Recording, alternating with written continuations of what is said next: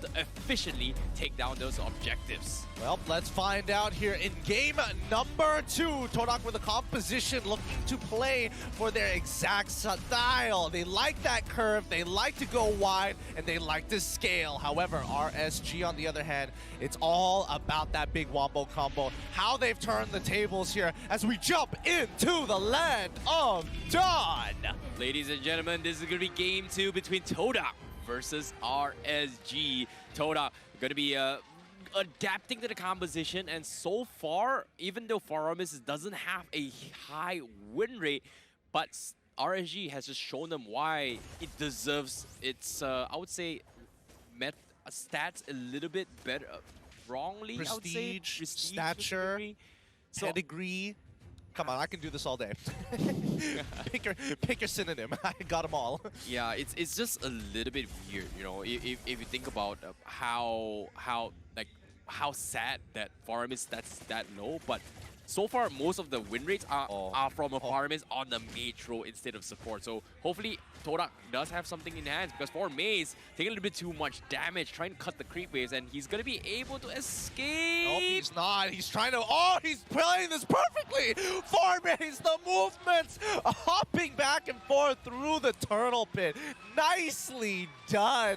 A good escape coming in from Maze here, wasting a lot of time for the side of RSG. This does allow Izanami to lose a little bit of EXP, a potential punish here as Moon's getting some good damage. However, it's going to be Link Asa looking to punish the mid lane once again. He sees what's going on. The Shadow Stampede is going to pull them backwards, but not enough to put them in range for Rival to kill them. And however, right here, Hawk able to flicker just in time. Oh, you hate to see it. He had to go for it. Regardless, he had to go for it. I think this is good. Regardless, it's good. I mean, Turtle may be coming up in about 5 seconds or so, but Balmond can play this nice and slow until he gets a lethal counter back up. HY, and Link Asa once again trying to mess a lot. Oh, wait.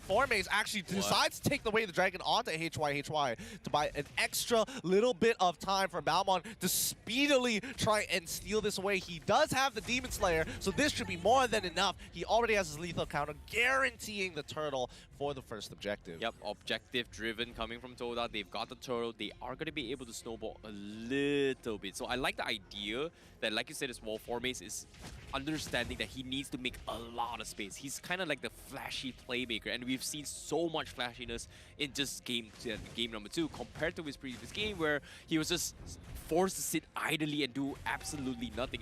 And it's just so annoying to see that Maze isn't able to be able to use his toolkit to be the annoying Esmeralda from game number 1, but this game he definitely can do exactly that. I don't know, maybe if he was playing Utah. Oh, that's unfortunate. Rival did miss out on that Lethal Wanderer, but Izanami feeling the pressure as he's lost a little bit of EXP. Link Asa going to power farm for now, but how are they going to affect the top side of the map? Because Brody actually losing a couple of trades against Loliels previously. He's a little bit behind, but Yumski, he face checks the brush using a Shadow Stampede. Very smart. Spots out the rest of the RSG members as we see both EXP rotating towards the mid lane, knowing this could potentially be a big fight. Yeah, it is going to be a little bit of a slow start coming from RSG. They don't need to take all this kind of necessary risk, right? They've got a Link, they can go for this kind of split push pressure, whereas TODAK, they have to completely take a team fight, and Lolios getting pulled back, but they just don't have the follow to do so. But it seems like TODAK, they want to go for it. The chop comes in, but a little counter misses by an edge, and now he's going to get pulled back, and RSG, they have to take a run for this. The count out that comes in, and RSG doesn't have the damage to turn the tides against this fight. Nicely played by RSGMY. Hawk blocking the dash coming in from Rival. Loliel's able to tactically roll just out of the range of the lethal counter. Knowing that Moon was going to drop down the real world manipulation, you saw fast rotates coming in from Izanami and as well as Link Asa to push them back. They do end up losing a top tier 1, but it's better than losing Loliel's because they can still trade with this Turtle. Maze is nearby. He's looking for a kick on towards HY side. He does find the kick. Turtle is gone, but they're all going to sacrifice HY in return. So that's going to be first blood achieved by TODAK. Yeah, nicely done coming from Maze as well to extend the way of the dragon, prolonging the stun just enough to get a pick-off kill for TODAK. So that is huge and important for Rival, considering that he has been struggling to find all these kills which may have been gotten him the kill, but it's just a little bit too hard. Like I said as well, the lethal counter is gonna be great, but the rotations and the defense coming from RSGMY of trading bodies or making sacrifice of plays to deny him those kills is actually helping them win or survive against the counter altar. But objective-wise, TODAK is still winning economy though. Interestingly enough, they're sacrificing farm from the jungler side to give to Loliels. I guess they want Loliels to speed up in terms of how fast he gets to that later stage of the game. Right now, Loliels at 33.5k compared to Momo's 3.7k, but Loliels is catching up fast. So now, if they get a turret back, they're going to start evening the scale. With TODAK at a 1.6, 1.9, well, it's still changing pretty effortlessly here. 1.7k gold lead. RSGMY look to take top tier 1. However, bot side getting attacked pretty heavily here. Yep, and top side as well. Top 4 mains in the liberty position. He needs to buy a little bit more time, and somehow RSG, they need this kill, but 4 mains is able to completely out-juke them, and RSG wasted a lot of precious time, but they're not going to get anything now. TODAK, they want to re-engage, and RSG is caught in a very, very awkward position to fight this Hawk. Gets kicked from the back, and the Real Woman comes in. The lethal counter dodge coming from Hawk is going to keep him alive, and TODAK, they do not have any more tools. And RSG, they get the full disengage, but they will lose the tier 1 down mid. Yep, let's not forget that RSGMY is very ultimate dependent. TODAK really taking advantage of these timings, already taking tier 2s here.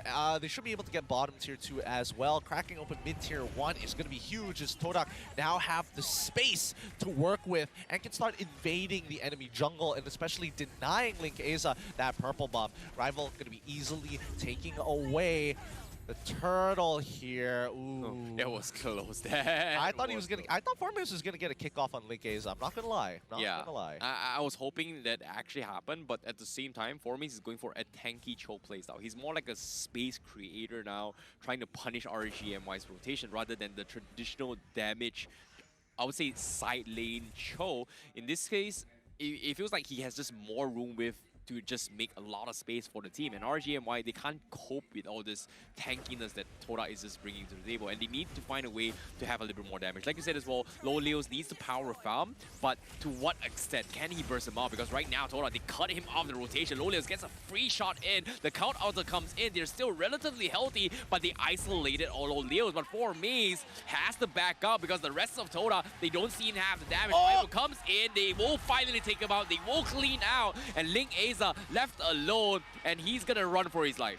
Momo playing that absolutely perfectly, able to chunk out some good members for die down as TODAK going to be cleanly taking away this game. Link Eza needs to start scraping gold on the side, but Forma's already there to try and deny any sort of attempt to find leaks and going wide to their comp. They get a good kick. It's under the turret. Link Eza's in trouble. He doesn't have enough. Does he have enough energy to finish points out of there? I think he does now. He does now, but Forma's is going to chase, and by that time, here we go. Shadow Stampede coming in from Yumski. Link Eza, no purple buff. He's running out of time. 3 more seconds until he can jump again. 2, 1. He has to jump away. They're buying time for him. As on the bottom side, they do take out Momo for the side of RSGMY. Link Eza is dancing around them, and TODAK finally give up on the chase. Yeah, that was too close to be called comfort, but at the same time, TODAK, they gave up so much pressure down bottom, so that's going to give a little bit more economy swing towards RSGMY, but the top Lord is going to be up on the side, so RSG, they need to find a pickoff, especially for Lolios. He's got the Wesker available, but I don't think it's going to be enough to one-shot 4 Maze. And TODAK, they know, they see this reaction. They want to force a fight. Hawk now going to be trapped in the position where he is going to get picked off, and there's nothing he can do about it. Yep, truly couldn't do much about it, but the rest of the members of RSGMY looking to try out of there as they get pulled in. Lolios unfortunately gets caught in. The call altar ensures that nobody else will get hurt as TODAK now with 2 picks on their side can look to start this Lord. Yep, great adaptation so far coming from TODAK, taking advantage of the counter altar, but Moon, he doesn't die now. HY again, down towards the last HP. Will he die? Oh, he survives. Link Eza, he gets the kill on Moon, and HY will live to tell another day, but Rivals making quick work on the Lord. That's so unlucky. That's so very unlucky. HY ends up surviving with just 1 sliver of HP. Unfortunately for Link Aza, they weren't able to get the bottom tier 2, but now with this Lord crashing, hopefully we'll see what TODAK can do with their 4.7k lead. Yeah, this is something that they can do a little bit more, but like you said as well, it's all about those peeling composition. Brody does exactly so much, and maybe even better when it comes to poking, whereas compared to Beatrix, where if you go all in, there's not really much poke that you can ask for except for those snipes. But with the Lord coming in, TODAK, they've got all the time in the world, and here comes the Fatal Links. They pull in 4 mains. Countdown keeps him alive, but he will eventually fall. TODAK, they are forced to retreat with the Real Elimination. They will settle with the tier 3. Nope, not even getting it. That's going to be a little bit unfortunate. And now Link Aza is going to try and clean out the rest of TODAK.